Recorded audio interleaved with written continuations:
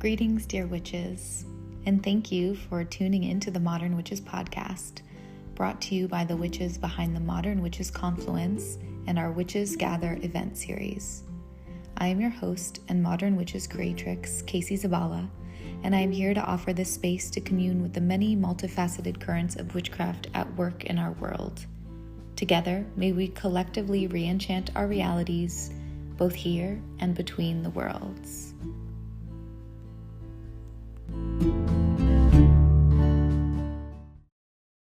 Welcome back to the Modern Witches podcast. We're so excited to be here for Sagittarius season.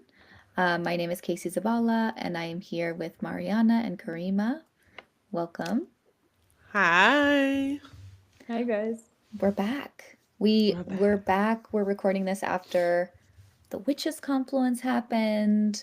We're recording this after the election in the United States, and Karima's back with us for Sagittarius season, which is very exciting. So there's a lot to talk about. I don't even know where to start. Everyone just like, I'm like, tenses up. Glenn, we all like tensed up like a dried fruit. Yeah. Yeah. I'm just like, ugh. It's a lot. It is a lot. It is a lot. But I want to start by the good thing. Okay. I want to start by Modern Witches Conference, of course. That was amazing. I had the best time, and I just want to thank you, Casey, for all the work, and of course, Sita. It was feeling good to get back in person, and I feel like that was missing a little bit in my life. I mean, we meet through Zoom and through the Coven Circle on Patreon and like here and there, but like seeing people in person and be able to exchange with your fellow witches, it's just another level. Truly. It was so nice. I mean, I think I saw people that, I'd spoken to so much over the internet, and then I saw them for the first time like in person in like 5 years or something. It's crazy. So it was very surreal and nourishing, and I'm so glad we did it. I'm really happy. Thanks to everyone who attended and who came online. Yeah. And also seeing the teachers, because the lineup was so crazy. It was like was so one good. of the best lineup. And so seeing Jessica Lignado in person, Amanda Yet Garcia, Angela, it was Mary Magic. Mary Magic. It was just so good. It was just like, oh my God, I've been listening to your podcast all the time. You see people on Instagram everywhere, and then now you see them in person and can ask you questions or be So able good. to like share their energy live. It's just a trip. Like it's great. And also I think having the book coming up with all those witches that participated, Yes. it was kind of the biggest souvenir you can get from this event, because a lot of teachers and vendors that were present participated to the book. And so I was able to go see the vendors and having autograph or sign up my book, the different part that they wrote. And it was just, it was feeling good. It was feeling good. They're just like, person, you and me. And, like just be able to exchange. It was like, a Yeah, great not only experience. are they people, but they're witches, like magical people who have decided to Exactly. be in the same place at the same time. And yeah, it feels really good. We did another event at the Philosophical Research Society in Los Angeles, which if you have the opportunity to go to, everyone should. It's incredible. And yeah, it's so nourishing to connect with witches. And there was a moment when someone asked a question in the audience, and we answered the question. Andrew was like, actually, I really want to know your answer. And just like being able to be in a space with other witches who have their own incredible set of experiences and talents and intelligences, and to like be on the same page as people is really just feels really good. Being on the same So page. Yeah, like not yeah, being scared because, Like, how does it say in Harry Potter? Like the Muggle word? I don't know. I Yes, know the muggles. no Muggles. I know the word in French, but I Muggle. don't know Muggle. And so I hang out with Muggles all the time. So when I talk about stuff or astrological things, so like I can't really fully express Hmm. everything. I'm just giving Yeah. some little crumble, like some little piece here and there, like, and Yeah. they tell me, okay, Maria, you're so woo woo, but it's nothing, compared to really what I do. And so Yeah. being free to talk about it without any judgment, without any weird questioning, was also like, that's, I think those spaces are very needed for, and feeling safe, because we know with history that witches has been under attack so many times, killed, tortures. Hmm. And so there's that remembering in us, and so having this space to be able to talk freely and feeling safe, I think is a big deal for us. Yes, completely true. And I'm excited to see how these And conversations develop. Yeah, definitely. Mariana, we missed you. I'm sad I wasn't there because I'm not in the country. Yeah. We I miss wish I could Mariana. have been there next time. Yeah. Next Yeah. time, and soon It's we'll be reunited, and I'm excited for that. well. And Yeah. shout out to all our Yeah. volunteers. Of course, I wanted Yes, to say thank you. They were amazing, amazing volunteers, and we had a lot of fun. couldn't have done Definitely. it without you all, truly. Yep. Mariana, next time you be there. Next time. Yeah. I'll be in California. I'm moving back to California, so this is the most Woo! I'm I'm like so all excited about anticipation it. and excitement. Truly, Yes. so excited. Yeah, me too. Yeah. Yeah. And I'm glad that we're All right, reconnecting this. guys. Yeah, should we hop in to Sag season? Let's do it. Let's do it. Yeah, Sag season. Yeah. What a I look at this Sag season and I'm like, a season of retrogrades, isn't it? Truly. So much.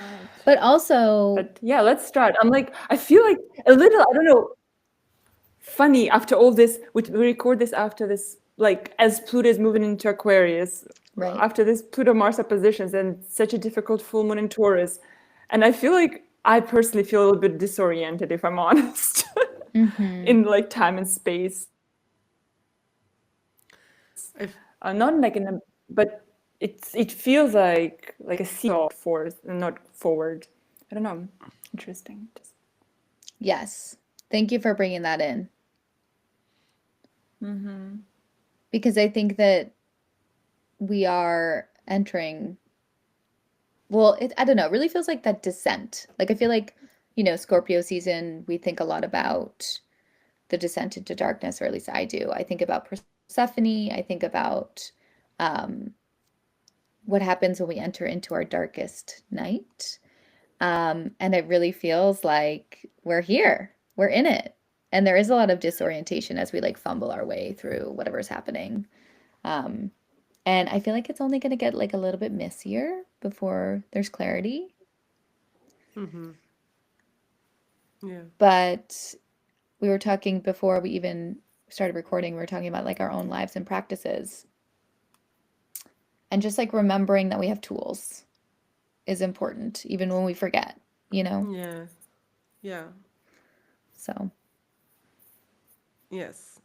And I feel like switching Definitely. from Scorpio, so the deep, the deep transforming Scorpio, and then switching to Sag is kind of, the Sag was always described by the light in the dark, because it's winter, it's darker, like the days are shorter, and so it's a little bit of life, because we prep for also different celebration of the end of the year. So like we have a little bit of light in the dark, but it's also joyful. Sagittarius is purely joy. So you switch from Scorpio deep, transformative, going inside. The Persephone archetype is definitely the most like I feel aligned with Scorpio.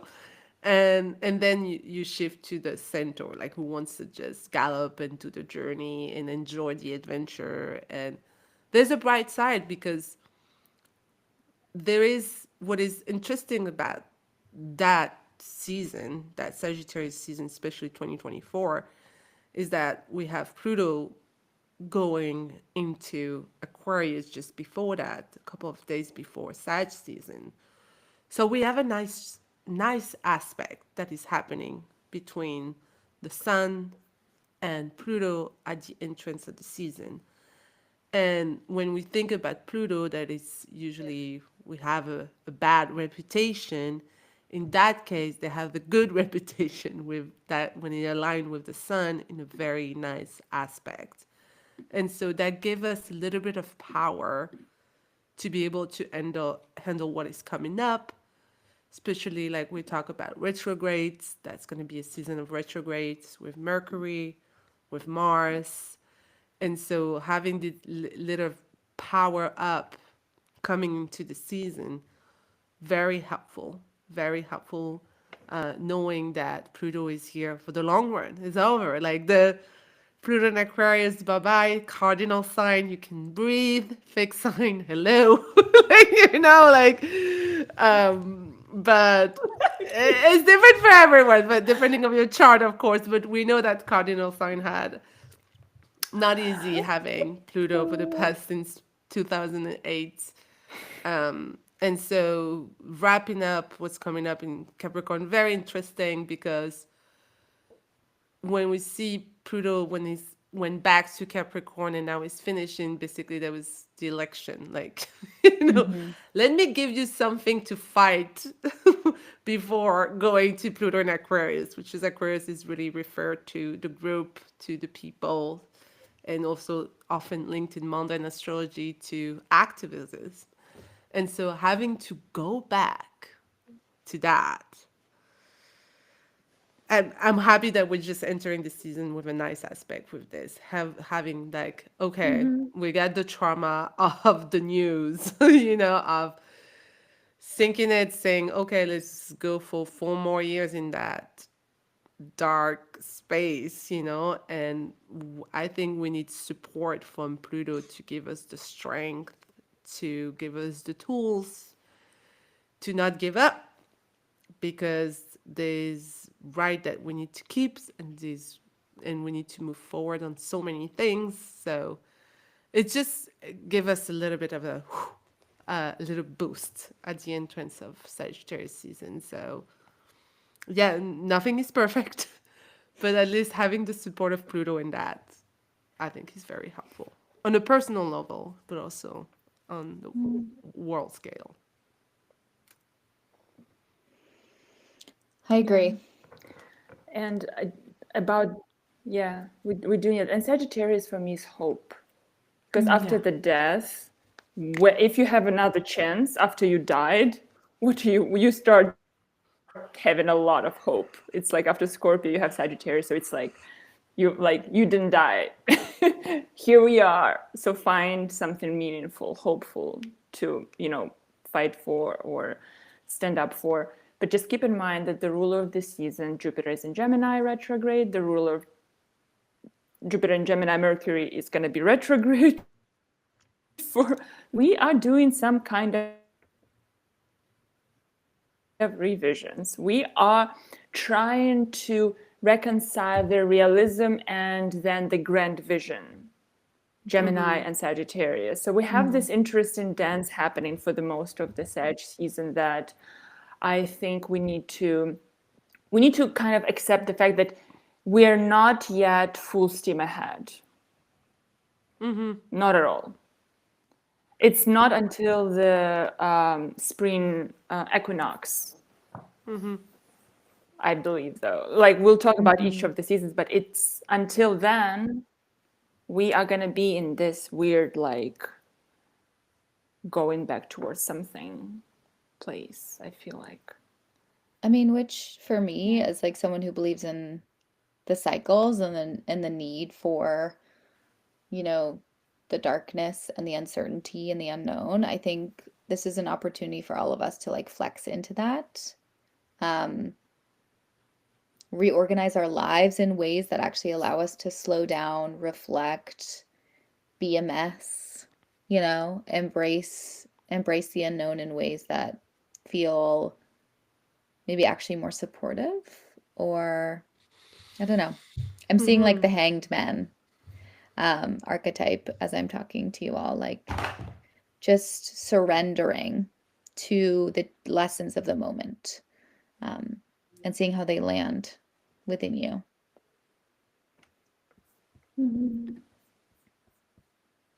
Yeah. Anything else to say? We're all Oh, yeah. tired. Yeah. The whole world is tired, Mhm. but we need to, I feel like we're all tired. Even like right now, I sense this us being tired, the collective being tired. But we gotta be selectively choose, even if it's like very little that we can do, the bare minimum. Just choose your perfect, but perfectly aligned bare minimum.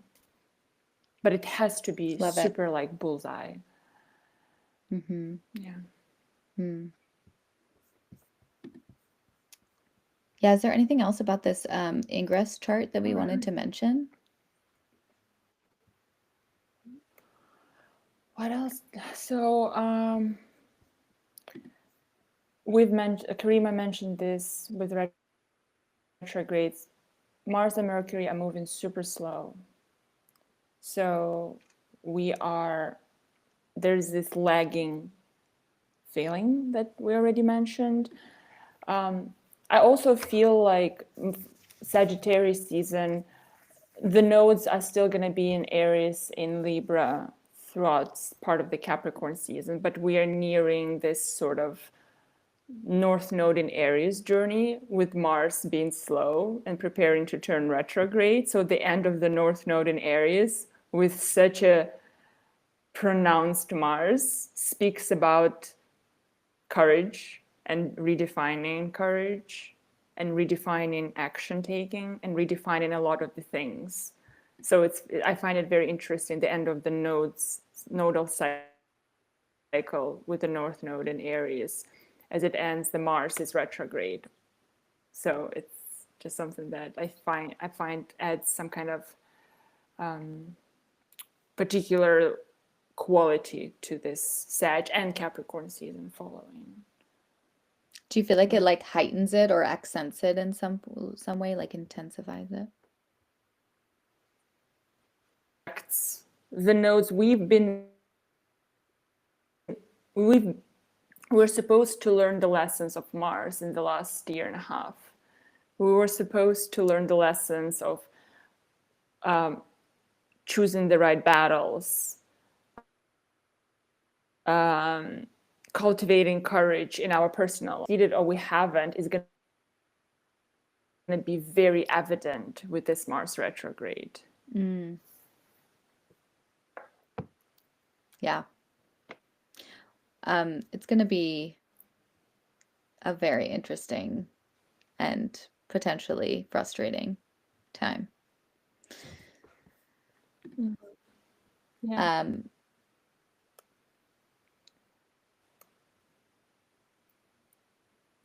So November, I'm just going to name this so that we're keeping track of things as we move forward. November 22nd, Sun into Sag.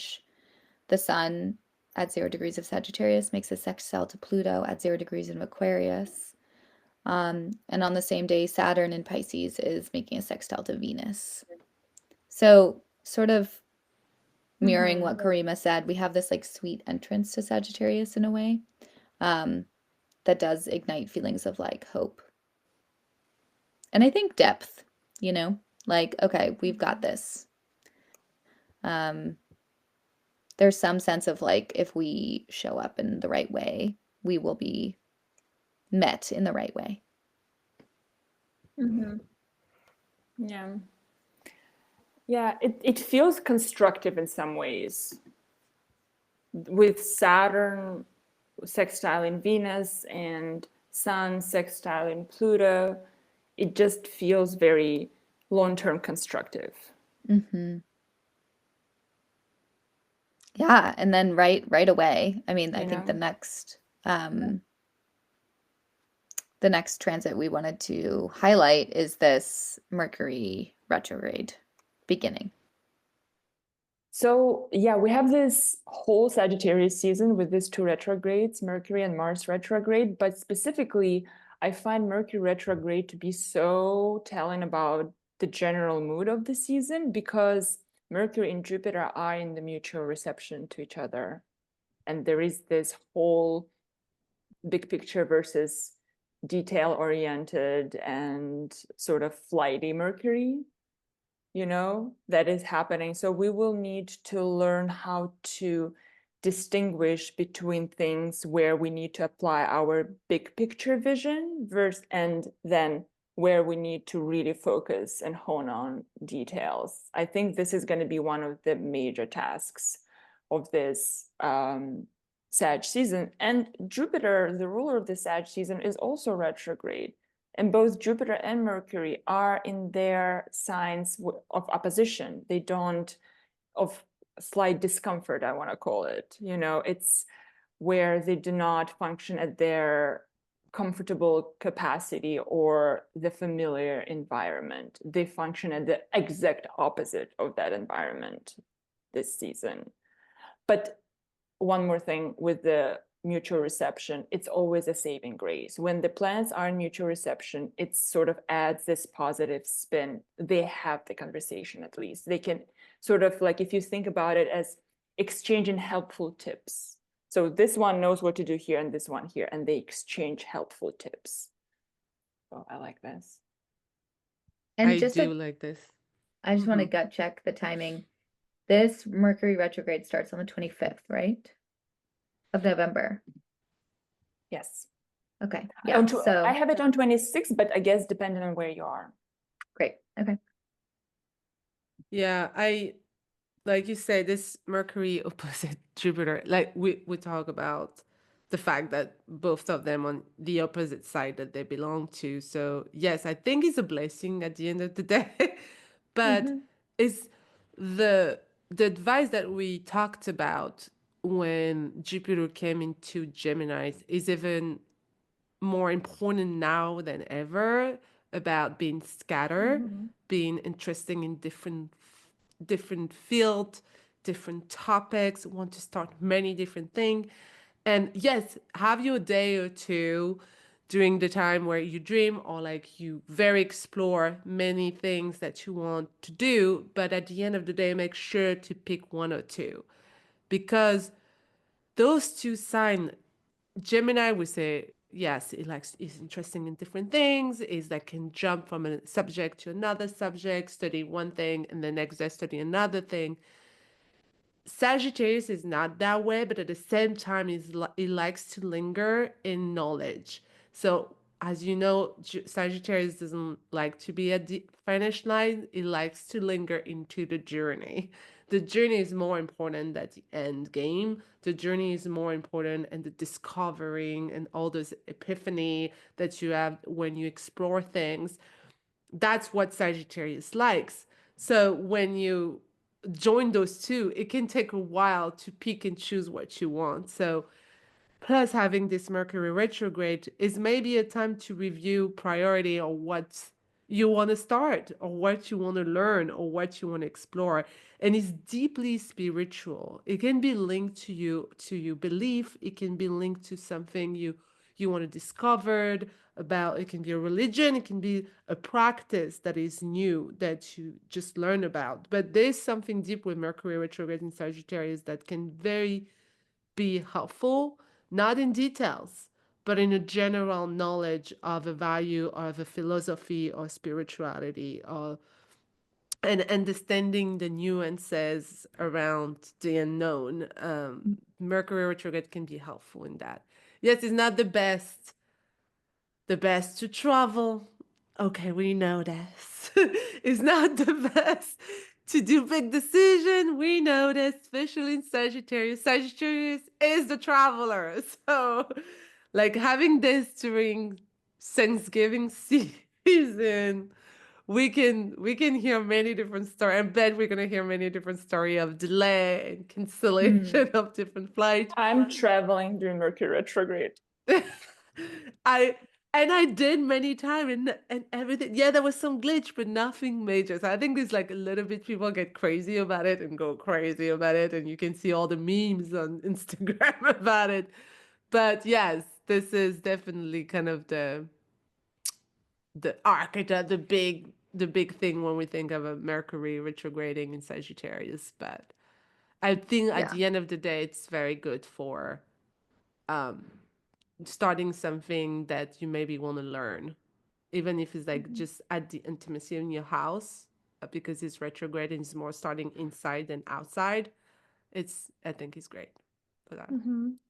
As someone who like signed up for 3 courses when Jupiter moved into Gemini and like hasn't done anything about them, I know what I'm going to be doing. I know too, me too. Same as you. That's crazy.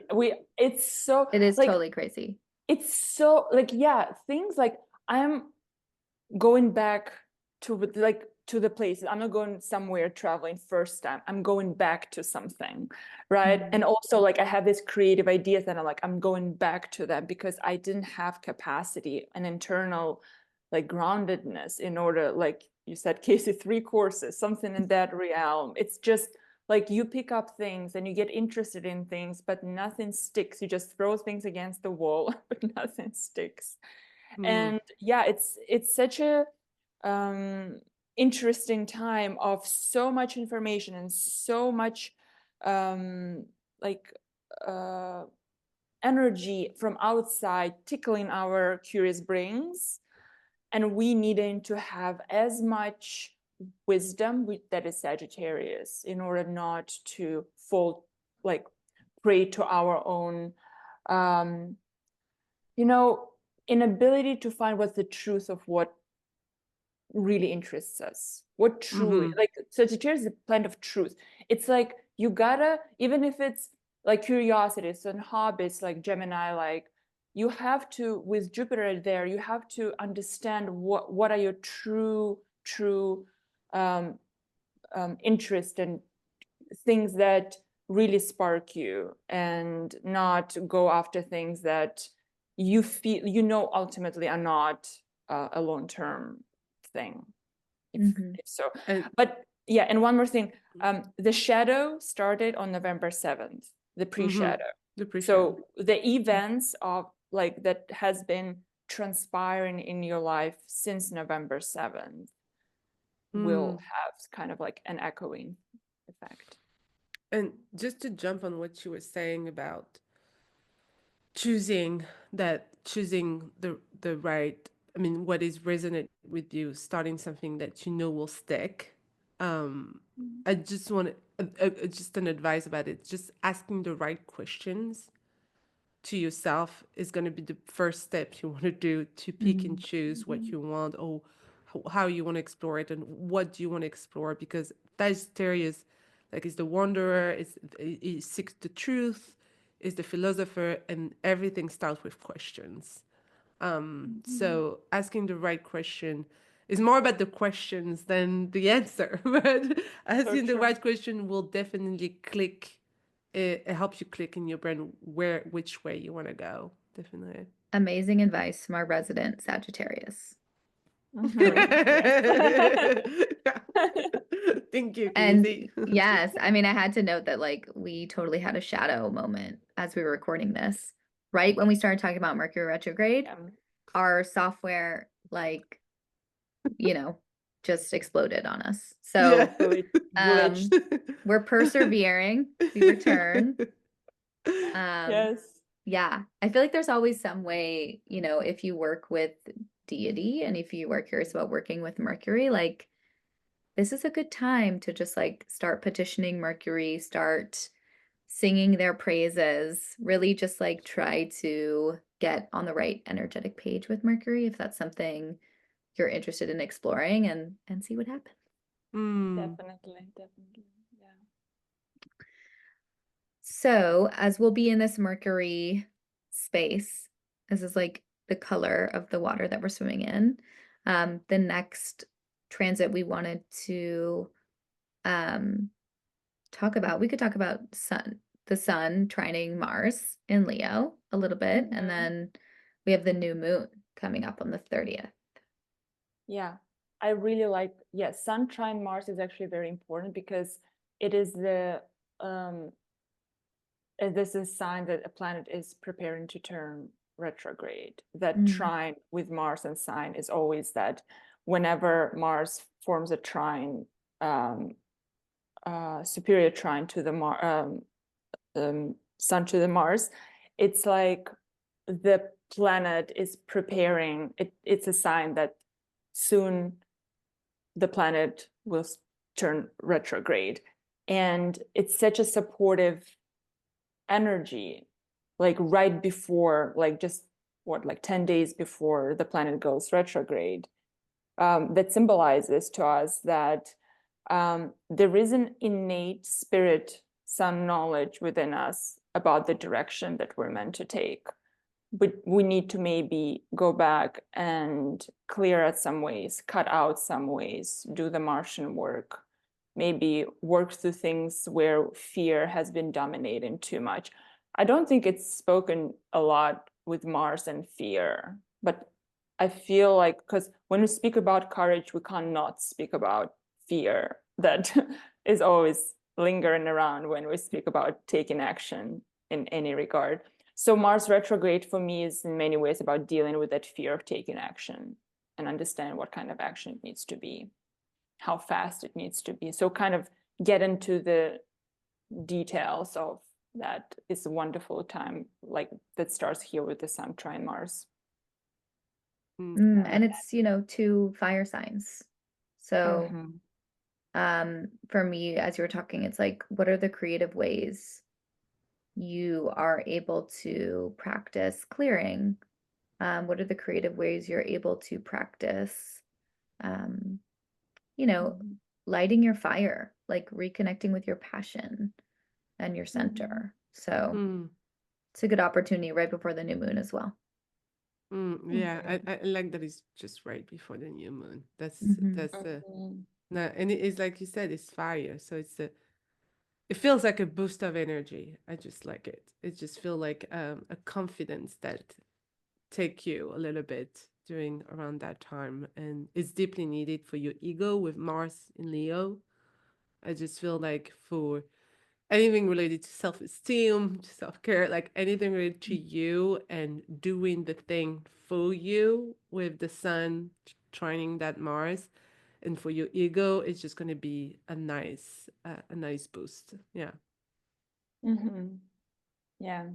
I find Mars in Leo to be unapologetic in my head. I don't have this placement, but when I think about Mars in Leo, because Mars and I speak about this a lot recently. I have been speaking about this a lot recently. It's like when I think about Mars, there are two polarities. It's either like you're like a sacrificial warrior or you're a warrior who like chooses their own battles. So you either become a tool in someone else's fight or you choose your own Mm, battles. And I think Mars in Leo is such a perfect Mars for the kind of Mars that chooses their own battles and not become, it doesn't become a sacrificial lamb in the some kind of process.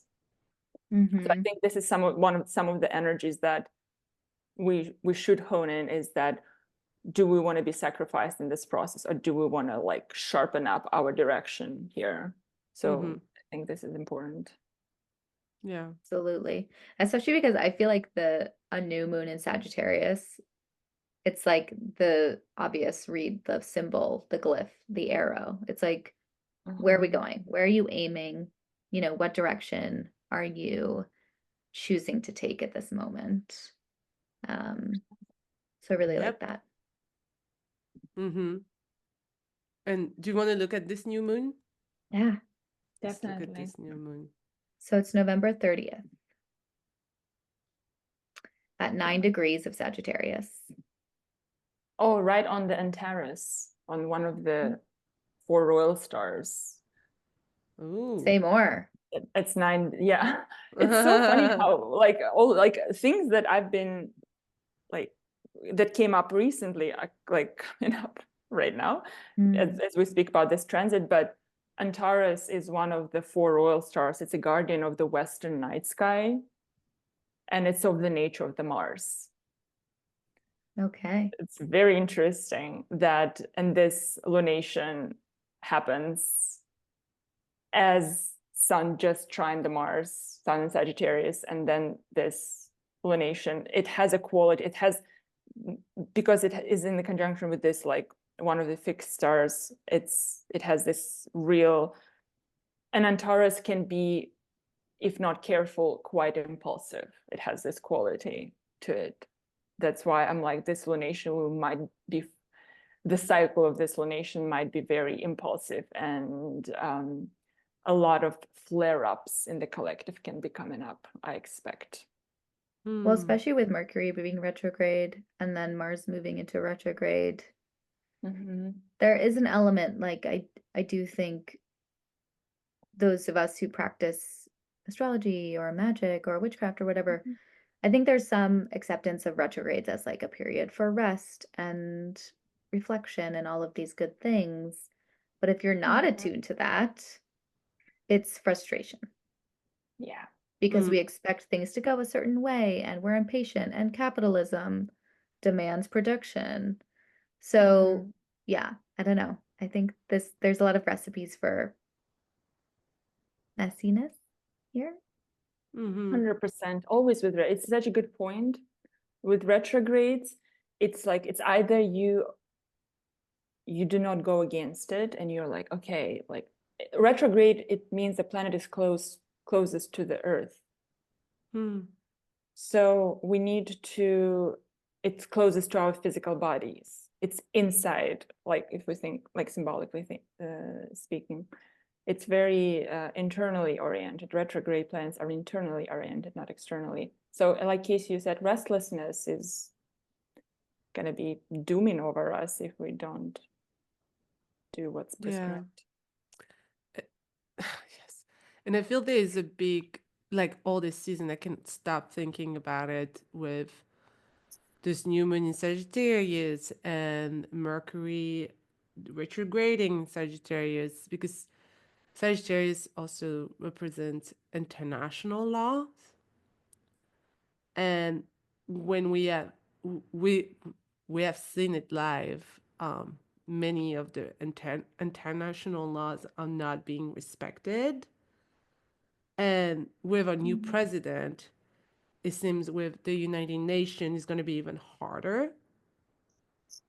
There's going to be a lot of more work around this. And the question that has been in my mind is like, so why do we have international laws if we don't put them in action, or if it's just there to be there as a rule, but nobody follows it really? And so I see retrograde, I see Jupiter in front, because Jupiter is the ruler of this lunation, retrograding, and I see that this new moon is sextiling Black Moon Lilith in Libra, which is another sign of justice and fairness. And I just feel there's going to be this season a lot of questioning about our roles in our responsibility on the action that certain country has over certain population, and what does it mean? Like, what's going to be changing around this? I just feel there's going to be big change. And I feel this new moon is going to be related to that. I can stop thinking, but also related with when I see Black Moon, I think of women's, I think of rights for women's, I think of also healthy rage from women's, and I think like also I think international law, but I think laws in general that are probably in dangers around those topics. And so I just feel there's kind of this new beginning of how we see things, and there's kind of a reset and a review of what are actually those laws are made for, and are they useful. And I think there's a big reset in that, and this opposition with Jupiter and Mercury, I feel like it's also about the rules, like then the laws. What are they there for? Are they being enforced? Are they fair? Are they not? I feel like we're just been asking this, and that's going to be, this season going to be a peak of those questions. Mm-hmm. Yeah, it's fascinating, like the backdrop too of like Pluto just having moved into Aquarius. And I mean, you know, I do think more people are conscious of the fact that that's happening. I think that we're going to be feeling that pretty strongly. So it's interesting that you bring that up. I do think that these are like some of the questions we're going to be asking ourselves, like who governs us and why, and who are we giving our authority to and why? Yeah.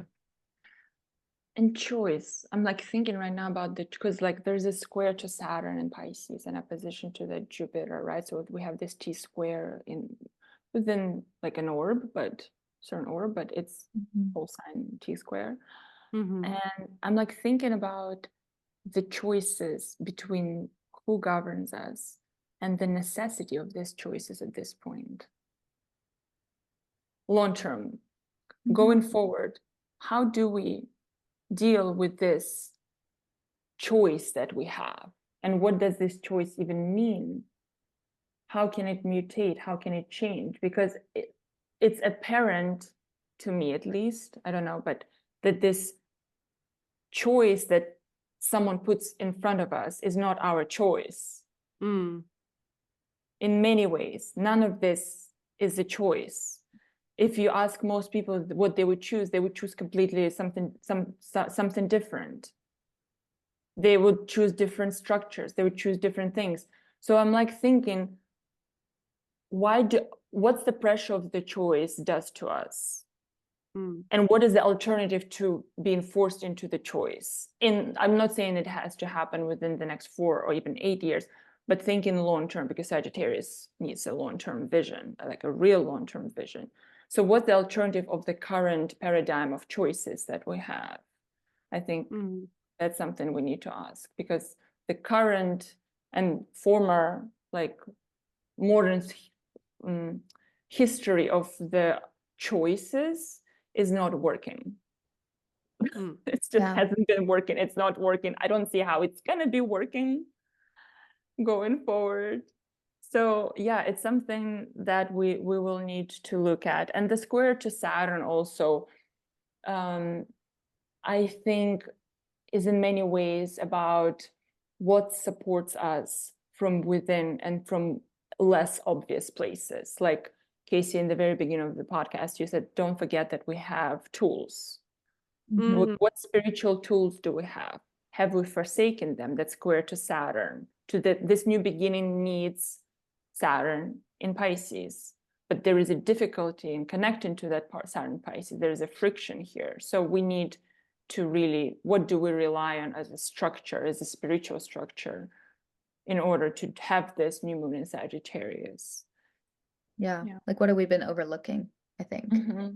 I was thinking, you know, what are the supportive magical actions you could take on this new moon? And it's a fire new moon. We're in the northern hemisphere in winter, descending into, you know, what will be the darkest times.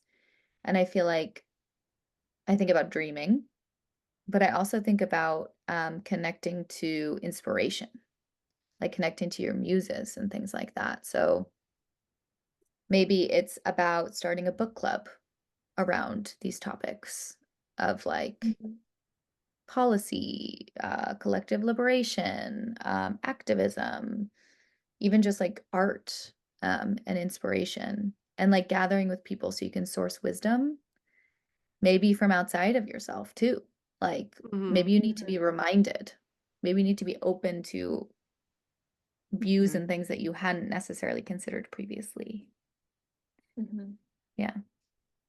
Yeah, I really So like it's time that. to get inspired, for sure. Time to get radically inspired with Pluto and Aquarius, because here there's a thing, something hasn't been working in our imagination of how the world can function. We're like stuck on how it has been, and we make over and over attempts on fixing something. That's not, I think we are like over with fixing something. Something will be gradually like falling apart further and further.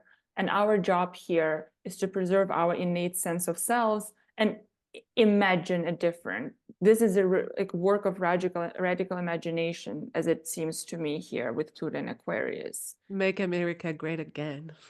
Fix it. What do you Just like, mean? what you're saying, like we try to fix it is just literally like listening to Trump trying to fix It can't be what is fixed. wrong, but basically what people has been awakened to, that it can be towards liberation of women, liberation of different like gender, liberation of like our body, and then make America great. So going backward. And so like you just said, is like literally I can hear like we'll try to fix what is happening. It's because But people has been waking up, you know? there's no Mhm. There's fixing.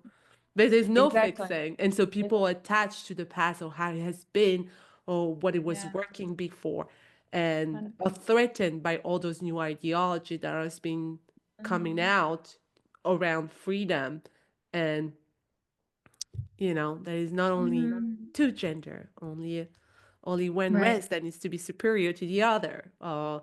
There's diversity. All those are new ideas that coming that are being more and more. They're not new ideas. It's just being more and more That's Pluto and Capricorn. new. Exactly.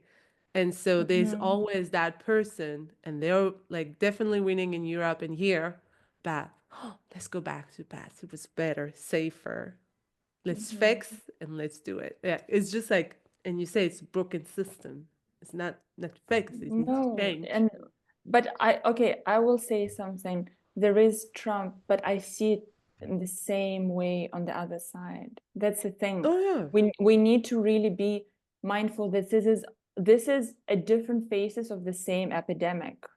Mhm. This is, to me, there's a major differences, of course, but I'm like, this is like as much these people are clinging to some idea and those people are clinging to some idea, and none of those are working.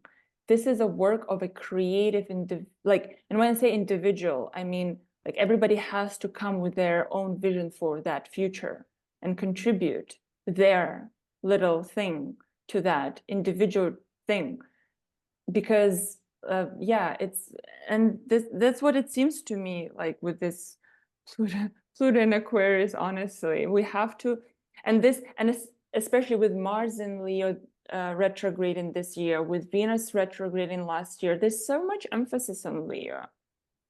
It speaks about the personal truth in the future and like creative vision for that. What is your creative vision? Not being scared to take it. And like Casey also said, like there's a book, like start a book club about envisioning these things. Yeah. This is nice. You The know, book club I is think nice, it's especially with Mercury opposing, like you know Jupiter. I feel like this yeah, like book club is just what we need. yeah, I think it's like a revisioning of what it means to be a creative individual in a collective space, you know. The Leo. I think Leo gets a lot of shit as a Leo sun. I get it. But also there's something inherently like spiritual about it, you know. There's spiritual authority that if we lose our spiritual authority, we lose our sovereignty. We succumb to fascism, you know. With that spiritual authority intact, we can collaborate with people, have diversity, have respect for everyone's opinions, and yeah, be together in that, collaborate effectively. Yeah, So and we'll talk see to what people. happens. Yeah, because when you like, we gotta talk to different people. We need to like, it's almost infectious, like infecting people with imagining different things that they couldn't even imagine are possible. Like it's like, because yeah, if you think, and I'm like talking to the listeners and whoever will hear, if you think that there is any going back to anything the ways, like Karima said, the way it was, there's no going back anywhere for No, anyone. I said it because I hear it from a lot of people that voted for Trump. You know. Yeah. And one thing I want to speak about with the Pluto, which transit are we talking about right now? New moon in We were on Sagittarius. new moon. We went on a ramble, like we did it, guys. We just Guys, this is the We're new mooning. This is a chaotic good, swear to God. It's like Yes. chaotic good. We were talking about But the new moon. yes, but why I'm like so fixated on this Pluto in Aquarius, but Pluto in Capricorn, one thing that we have to take with Pluto in Capricorn, because there are people who are born with Pluto in Capricorn in the last 16 years. Mhm. These are people with Pluto in Capricorn, and they're going to be living in their life with different Plutos and different transits, but they will be carrying Pluto in Capricorn. So what do they do with the Pluto in Capricorn that we are like so eager to leave behind? Because it's a tradition. Pluto in I was Capricorn. just thinking that, Mariana, because my son and Nora is born with Pluto and Capricorn, maybe. Yeah, yeah. Both of them. So it's interesting. I'm like, oh, what is this? And yeah, Yeah. it's just fascinating So to think about.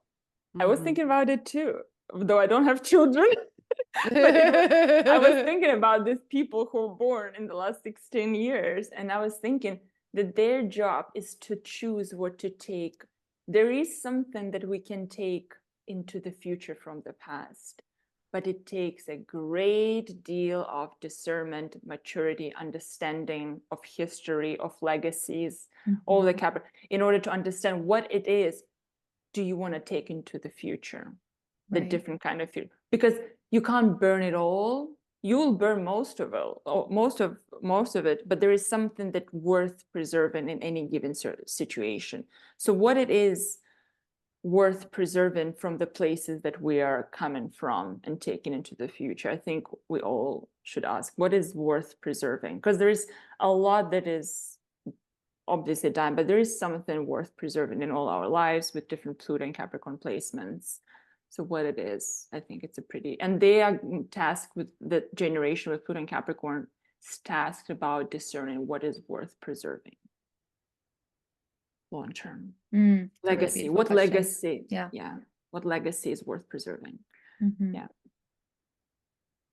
Well, there's some really interesting transits the day after the new moon that I think tie into a lot of what we said about this new moon. Specifically, what I'm thinking about is Mercury forming an exact trine to Chiron. And it's sort of active in the new moon chart here. But the next day it's exact. And I think this is giving us like articulation to some of the like wounding we've also been experiencing recently, like the areas where we feel like we have forgotten ourselves or where we haven't been seen or witnessed in the ways that we hope to be seen. So I feel like there's some healing potential here on December 1st, this day after the new moon.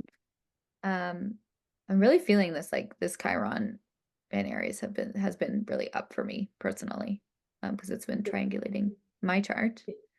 But how's it been for you all? For me, it has been on my ascendant for the last over a year. Yeah, It's so you been know. brutal.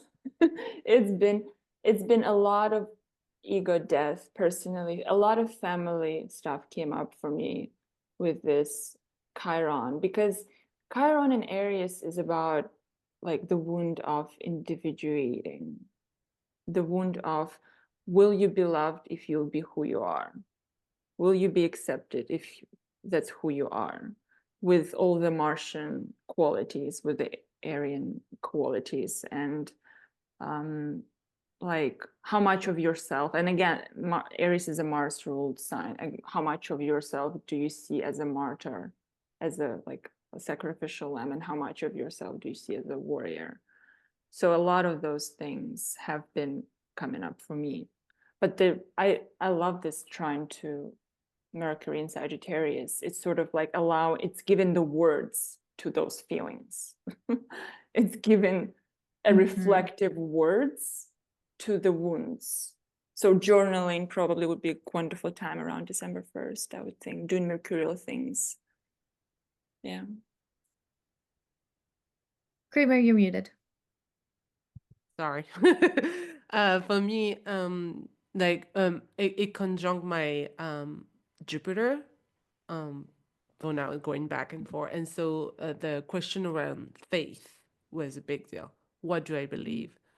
because I'm born Muslim, I still be Muslim, but I also believe in so many different things. So it's a little bit chaotic in that sphere, but and I'm doing astrology and all that. So I feel Chiron is here also to question, depending of what is conjuncting or trining, whatever aspect is doing in your chart. If it's like Jupiter, like I said, it's like usually around faith, around your wisdom, what you know, what you think is true, is gonna be coming and disturbing that space in yourself. And I think it's great to look at Chiron and see those aspects because they're gonna make you understand what theme and what topics is questioning and where you need to focus on. So that aspect is great to dive deep because Mercury, of course, helping us to communicate what we feel. But using that aspect is also looking at your chart and see where is your Chiron right now. We know it's in Aries, but what is the aspect in your natal chart? Mm-hmm. What is the planet is coming and come trigger basically.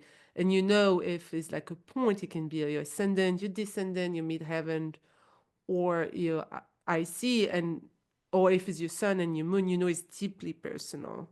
It's deeply personal. So you can work with that. You don't need to have all the tools and be an astrologer, but you can just pinpoint some topics and some words and keywords to help you use that transit and communicate what needs to be revealed that day. Mm. Yeah, I love that. Mm-hmm.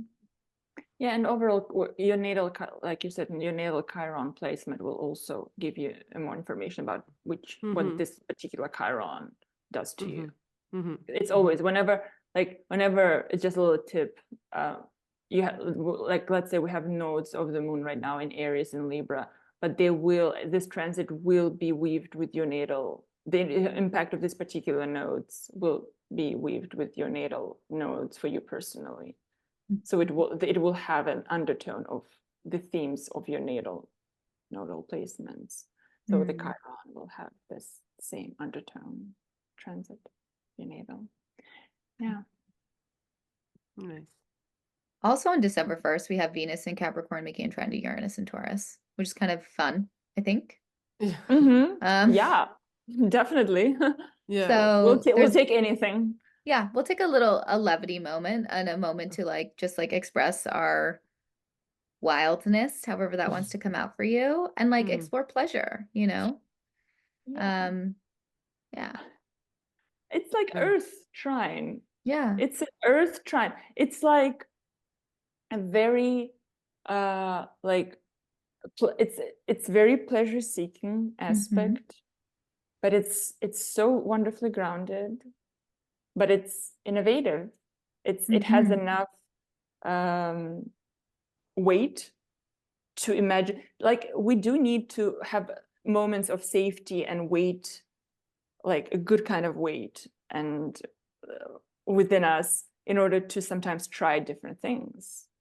Yeah. It's very, very scary and difficult to try Uranian things when you're like all flighty and restless. It's a recipe for disaster. So this one is good. Yeah. I like this after this new moon because I feel like you can like do a spell on the new moon and then the next day just be like, I'm just gonna like feel it. Like I'm just gonna feel what would happen if I manifested something wild and beautiful. I don't know. Like actual physical things. Yeah, physical things. Physical things. Like think like something that would be physical would be good for your soul. Like I'm gonna dress up in my purest, truest self today. You know, definitely. I want that pillow for a while, and I want that because it will help me have better dreams, and insights and naps. Uranus and Taurus. Yes. Like that. Okay. So the next transit we wanted to mention is Jupiter forming an opposition to Mercury. They're both retrograde planets. Yeah. with this mutual reception. So this is the heightened moment of articulation between these two, like the macro and the big picture coming Mm. Yeah. into some kind of frame that might feel jarring and confusing, I think. As we record this podcast, we have this aspect. It's November 18th. So what happens around November 18th will come back around December 3rd. And I think that's when we record another podcast around Yes, that it is. time. Yeah, I think so. You're right. We're doing it. We're doing it. We're doing the Jupiter opposite Mercury. I mean, Mercury opposite Jupiter, like to a T. So That's yeah, crazy. this whole communication. That is so true.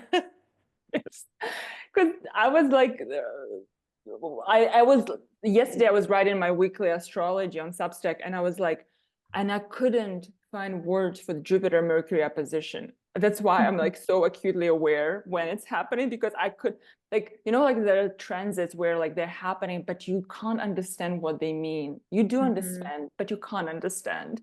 Yeah. Like, what does this mean? And it took me a minute to tap into this whole like big picture, small picture, like confusion, and where do we need like to focus. But yeah, events where you it's an aspect of like maybe a little bit of excitement, but likely miscalculations. Something, it's an aspect, in my opinion, of a missed mark. Not anything dramatic, but something is missed here. A mark is missed. Because one is thinking too large and too big, and the other one is thinking too small, and they're like in not very comfortable positions. And they try to communicate with each other. We don't know how that communication will go. So it's sort of like this, an opportunity. The second one that happens on, when is it? No, December 2nd, 3rd? December 3rd. So December 3rd, it will reflect to us some corrections in our approach to choices, communication, to some maybe traveling plans that you make. Like I'm making traveling plans right now. So something will be corrected around December 3rd that was happening around November 18th. Yeah. Can't wait to see what that is. We'll see. We'll see how our recording will go. This one was a Yes. trip. Thanks for bearing with us, y'all. Yeah. Yeah. Okay. So should we talk about, so the next day on December 4th, what do we have here? Moon Pluto conjunction. Yeah. Is it the first one since the Pluto ingression? I believe so. Yeah. So this is, it feels to me, is it on December 4th, right? Yes. I think. Let's see. Yeah, December 4th. Yeah. Mhm. Yeah, I already anticipate this Mercury retrograde.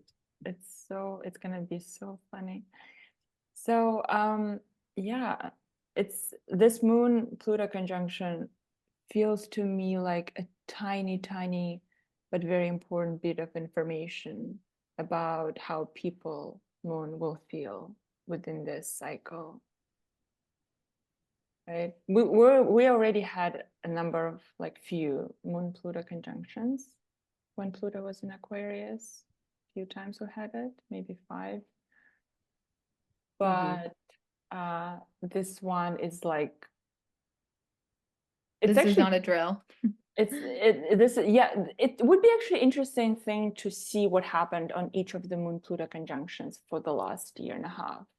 In Aquarius while it was dipping into Aquarius. There's a story there, I bet there is one. And because Moon is people, and Pluto and Aquarius in different ways is also people. And what has been happening to a lot of people and to us emotionally. But it's minor. It's minor, and we might feel that it's nothing like groundbreaking, but it piles up. Definitely. Yeah. Okay. Yeah, it's a little window. I feel like it's interesting. This happens right before the Mars goes retrograde too. And I feel like there Mhm. seems to be like Pluto moon, it's like there's a sense of foreboding or something. Mhm. There's so much depth to that. And it's like you increase your capacity for feeling depth and feeling into the unknown and the transformative powers that be. Um, it gives you a little taste. Mm-hmm. So I do feel like it can foreshadow some things. It can be like a good time for divination, Mm-hmm. um, to like tap into something deeper, tap into some like collective information, perhaps. Mm-hmm. And sometimes it's very uncomfortable, this type of transit. For me, that's what I experience mostly. Hmm. Mhm. Whenever the moon is close to Pluto, is usually a little bit uncomfortable for me. I'm Mhm. having maybe a bad day that day, like, um, yeah, it can be, yeah, um, depending on how you feel in that, like with those transit. I feel some people feel very comfortable and they love Hmm. it and they like to feel everything. And you're like, no, I don't want to see that. Like, I like the Mhm. little child. Mm, It's my Yeah. natal moon square Pluto being like, bring it. yeah, Mhm. probably. Mm. Yeah. This My is. moon in Pisces, though, like she You're wants like, only nothing. to see nice things, swimming to the ocean and being happy. No. Yeah. Okay. Totally. It's going to be interesting. It's like a cycle. Thinking about each conjunction, any conjunction, if you think about it as like there's a story being told between the relationship within the relationship between these two planets for the next 28 days. Mm. Every time moon Yeah. conjunct something, it's like so something happens there. There's a certain something been planted, and there's a story for the next 28 days within the relationship of Moon and Pluto. We can observe, and we can do it every month. Yeah.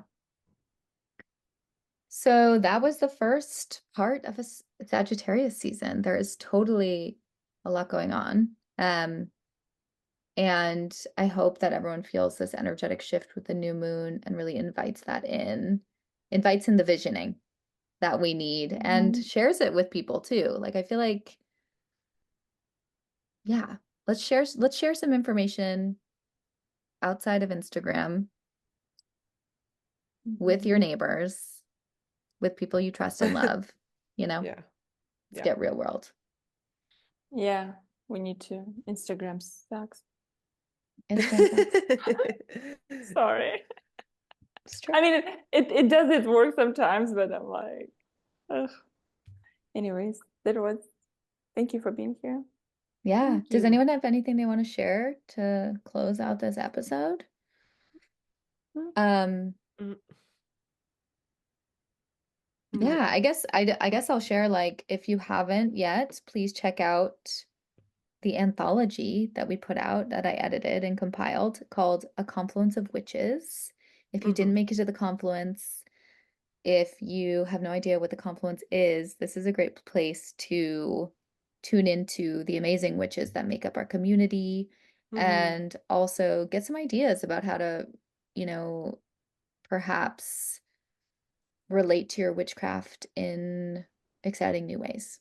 So check it out. It's called A Confluence of Witches, Celebrating Our Lunar Roots, Decolonizing the Craft, and Re-enchanting Our Worlds. Ooh. Request it from your Yay! library. Yay. Love it. All Thank right. Thank you, you. everyone. Thank you, everyone. Bye. Thanks for listening.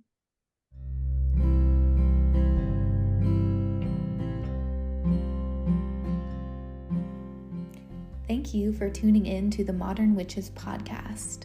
We hope you've been inspired to cultivate your own magic and to craft your own spiritual practices.